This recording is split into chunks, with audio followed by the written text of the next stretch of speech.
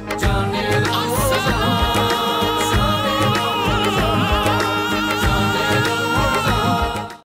بالله من الشيطان الرجيم بسم الله الرحمن الرحيم شهر رمضان الذي أنزل فيه القرآن هدى للناس وبينات من الهدى والفرقان فمن شهد منكم الشهر فليصم ومن كان مريضا أو على سفر فعدة من أيام أخرى صدق الله العظيم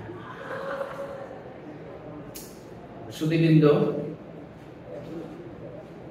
এই মাস রমজান মাস, রমজান ত্যাগ এবং তিতিক্ষার মাস, সংযমের মাস। এই মাসে কুরআন নাজিল হয়েছে এবং এই কুরআন সমস্ত বিশ্ববাসীর জন্য নাজিল হয়েছে। এই কুরআনকে এই মাসে আমরা পড়তে হবে, তিলাওয়াত করতে হবে, কোরআনের অধ্যয়ন করতে হবে, কোরআনের তাফসীর পড়তে হবে এবং কোরআন নিয়ে আমাদের গবেষণা করতে হবে। কোরআন যে জাতি বা যারা কোরআন সম্পর্কে চিন্তা গবেষণা করে তারা উন্নতির শিখরে পৌঁছেছে।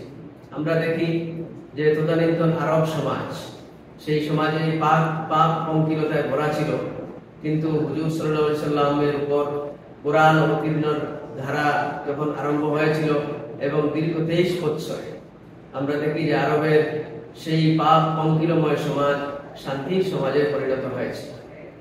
এই কোরআনকে আমরা সমস্ত বছর ব্যাপী আমরা তিলাওয়াত করি, তর্জমা করি, গবেষণা করি, কিন্তু রমজান মাস, এই মাসে আমাদের একটা বিরাট সুযোগ রয়েছে। এই সুযোগে আমরা কোরআন শরীফের তিলাওয়াত তো আমরা করবই, সওয়াব হিসাবে বা পুণ্য হিসাবে যেটা আমরা দেখি যে কোরআন শরীফের এক এক আয়াত, এক এক হরফ যদি কেউ পড়ে তাহলে 10টি পুণ্য পাবে। ঠিক এই হিসাবে বলা হয়েছে যে আলিফ লাম মিম 3টা হরফ যে পড়বে সে 30টি পুণ্য পাবে। কিন্তু কোরআন নিয়ে যারা গবেষণা করবে, কোরআনের উপর আমল করবে, কোরআনের উপর যে সমাজ পরিচালিত হবে, ব্যক্তি পরিচালিত হবে, রাষ্ট্র গঠন হবে, সে তো অশেষ পুণ্যর ভাগীদার। আমরা এই কোরআন যখন আলোচনা করি, চর্চা করি, তখন আমরা দেখি যে কোরআনে কিছু হাজার হাজার বছরের যেগুলা ঘটনা উল্লেখ করা হয়েছে। যেমন আমরা দেখি যে হযরত জাকারিয়া আলাইহিস সালামের ঘটনা। হযরত জাকারিয়া আলাইহিস সালাম উনি 84 বছর বয়স এবং উনি নিজে বৃদ্ধ হয়ে গেছেন। উনার স্ত্রী ও কন্যা, ছেলে মেয়ে হওয়ার কোনো সম্ভাবনা নেই।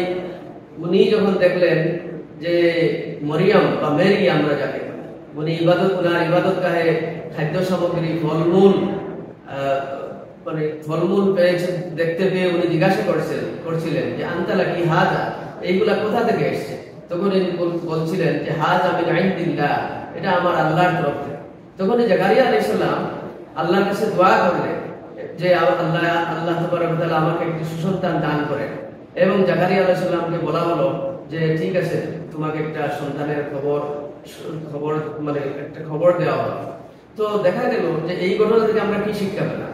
যে যেখানে একজন মানুষ, বয়োবৃদ্ধ মানুষ, সন্তান হওয়ার কোনো সম্ভাবনা নেই এবং ওনার স্ত্রী ও বন্ধা, আমরা যাকে বাজি বলি, সে বন্ধা হিসাবে ওনারও সন্তান হওয়ার কোনো সম্ভাবনা নেই, এই বয়সে কিন্তু আল্লাহ তাবারক ওয়া তাআলার কাছে উনি দোয়া করছিলেন এবং সেই দোয়া কবুল হয়েছে এবং ওনাকে ইয়াহইয়া আলাইহিস সালামের সুসংবাদ দেওয়া হয়েছে এবং বলা হয়েছে ইয়াহইয়া আলাইহিস সালাম, ইয়া ইয়াহইয়া হুজিল কিতাবা বিকুওয়া, এবং সেই কিতাবের ফলোয়ার্স হয়েছিলেন ইয়াহইয়া আলাইহিস সালাম। এইভাবে আমরা দেখি যে জায়গায় আশা এবং ভরসা সব শেষ হয়ে গেছে, সেটা থেকেই আবার আশার জন্ম নিয়েছে।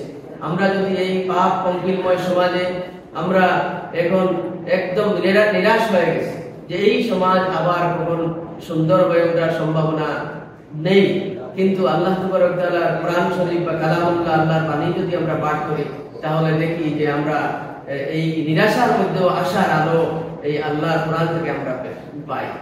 আমরা আরো যদি ঘটনা দেখি যে মক্কায় কাফির এবং মুশরিকরা হুজুর সাল্লাল্লাহু আলাইহি সাল্লাম সহ যারা ঈমান এনেছিল তাদেরকে বিভিন্নভাবে নির্যাতনের স্টিম রুলার চালিয়েছিলেন এবং সাহাবায়ে কেরামরা, আল্লাহর নবীর সাথীরা, ওনারা মক্কা থেকে মদিনায় হিজরত করতেছেন।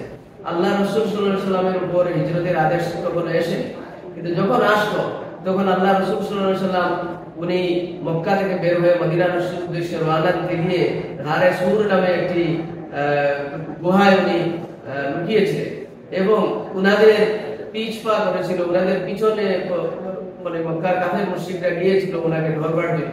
কিন্তু এমন একটা পর্যায়ে এসে গেল যে পর্যায়ে যে উনি অ্যারেস্ট হবেন বা ওনাকে হুজুর সাল্লাল্লাহু আলাইহি ওয়াসাল্লাম মুহাম্মদ রাসূলুল্লাহ সাল্লাল্লাহু আলাইহি ওয়াসাল্লামকে ওনারা বের করবেন, সেই মুহূর্তে আবু বকর সিদ্দিক রাদিয়াল্লাহু তাআলা ওনার সাথে ছিলেন। উনি বলছিলেন যে আল্লাহর রাসূল এখন তো আমাদের রক্ষা নাই, ওনারা তো ধরে ফেলবে।